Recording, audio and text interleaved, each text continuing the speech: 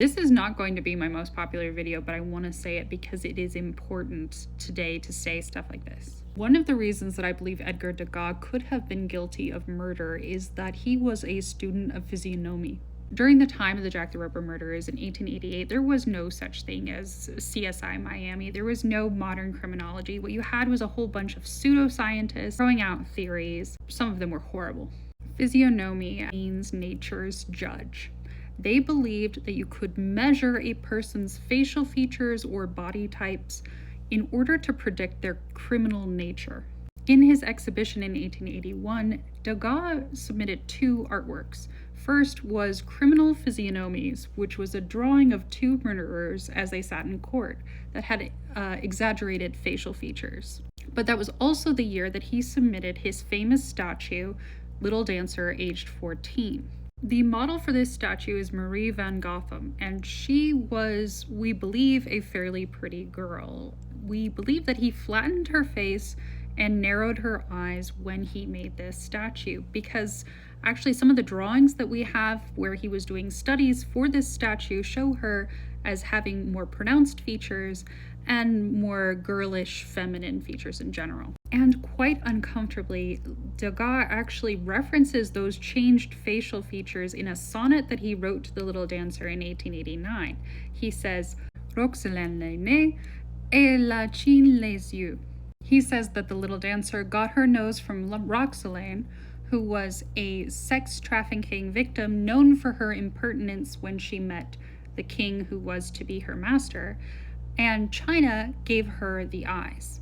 Now, kind scholars like Alison Luchs have tried to argue that the statue's nearly closed eyes being called Chinese was Degas' reference to Buddhist meditation, which is ludicrous. And I say this for two reasons. For one, Degas was very familiar with Japanese art, and at the time, Japan was far more associated with meditation through the Zen Buddhist practices. During the 1870s and early 1880s, Degas was actively studying Japanese art, in particular woodblock prints, which often depicted scenes of rituals and religious practices. So it just seems if he had been referring to meditation practices, China would not be the country he would have chosen.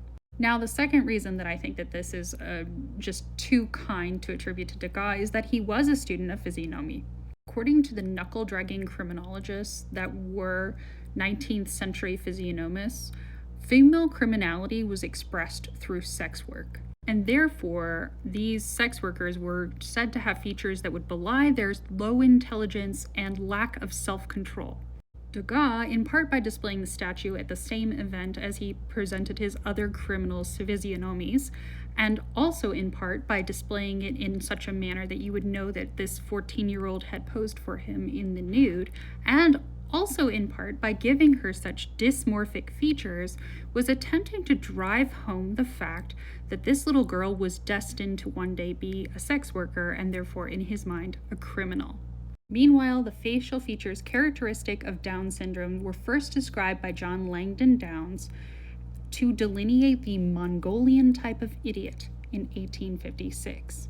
And this is where this video is going to go off the rails. I apologize in advance, but it's important to talk about where we get some of this idiocy from, so hold on. By 1900, the scientifically acceptable term for Down syndrome had become mongoloid imbecility.